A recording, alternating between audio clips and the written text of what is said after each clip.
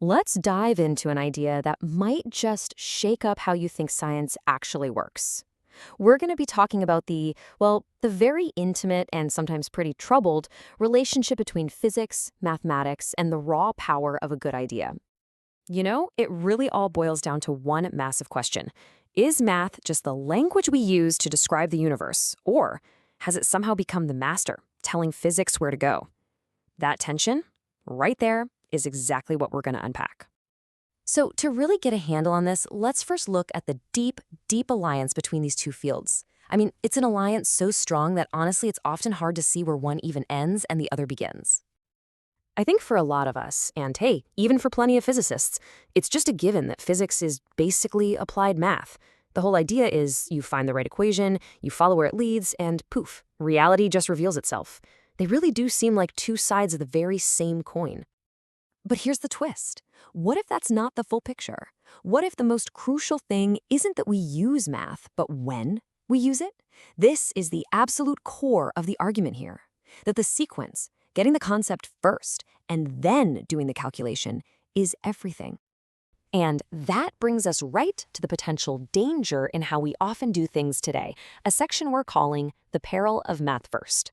I mean, what really happens when we let the numbers get way out ahead of the ideas? There's just this really powerful quote from our source that just gets right to the heart of it. The mathematics will lead you anywhere, and that is not what we want. Just think about that for a second. An equation all by itself, without a solid physical concept to guide it, it's just a pattern. It could describe a universe that looks nothing like ours. We absolutely need the ideas to steer the ship. So this really lays out the two competing ways of thinking.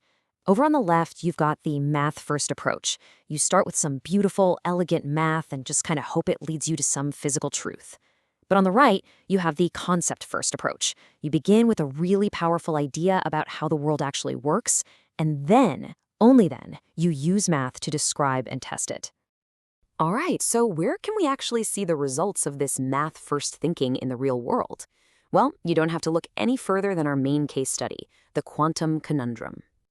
We're zeroing in on quantum mechanics because, let's be honest, it's probably the most successful theory in all of physics. Its predictions are just mind-blowingly accurate. And yet, it's also the most deeply weird and conceptually confusing part of science. It's a real paradox. And right here, this is the fundamental problem, according to our source. With quantum mechanics, the math just got way, way out in front of the physical concept. We've got these equations that work perfectly, but for 100 years, the smartest people on the planet have been arguing about what those equations actually mean. Now, a huge reason for all this confusion is the type of math that's being used. Quantum mechanics is built on statistical mathematics. And here's the thing about statistics. It's an incredibly powerful tool for describing patterns and what's likely to happen. But it doesn't need an underlying why. It can tell you what's going to happen, but it never has to explain the physical gears and levers that are making it happen. So what do you get when you have this kind of conceptual vacuum? Well, you get exactly what we have today, a full century of nonstop, unresolved debate over all these different interpretations. We've got the math down cold, but we are still fighting over what the physical reality behind it even is. And listen, this isn't just about one little corner of physics. The argument is that this whole issue points to much, much deeper problems. In fact, our source identifies 6 foundational gaps in both math and physics that we really need to face.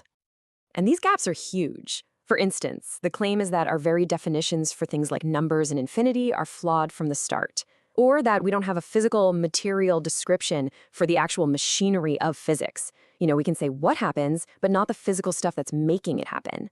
Another big one is how our models create these artificial lines in the sand, like between a particle and a wave, or an observer and the thing being observed, that might not even exist in reality. And that last point about fermionic behavior, that's talking about fundamental particles like electrons. The argument is that our math describes their behavior perfectly, but it completely fails to describe them as actual material things that are physically behaving. All of these are just foundational cracks that are supposedly the direct results of letting math get ahead of our physical intuition. Okay, so if that's the problem, what's the solution? Well, the proposal is a fundamental shift in how we think about this stuff. We need to start letting ideas lead the way. The process itself is actually pretty simple, at least in theory. Step 1, you start with a physical concept, not an equation. You really wrestle with the idea first. Step 2, you let that idea guide your entire process of discovery. And then, only as the final step, you bring in mathematics to describe that fully fleshed out concept. Now, it's so important to get this next part right. This is not an argument against math. Not at all. Math is absolutely essential. It's an incredibly powerful tool. The whole argument is simply that the timing has to be right. Math should be the tool we use to formalize and test a clear idea, not some magic wand we wave around in the dark hoping we bump into one. And this brings us to our final thought. You see, this isn't just some abstract philosophical debate. This is about the future of discovery itself. And it leaves us with a really provocative question to think about. What new realities, what new hidden layers of our universe might we actually uncover if we first just dared to imagine them? What might we find if we truly let our concepts lead the way?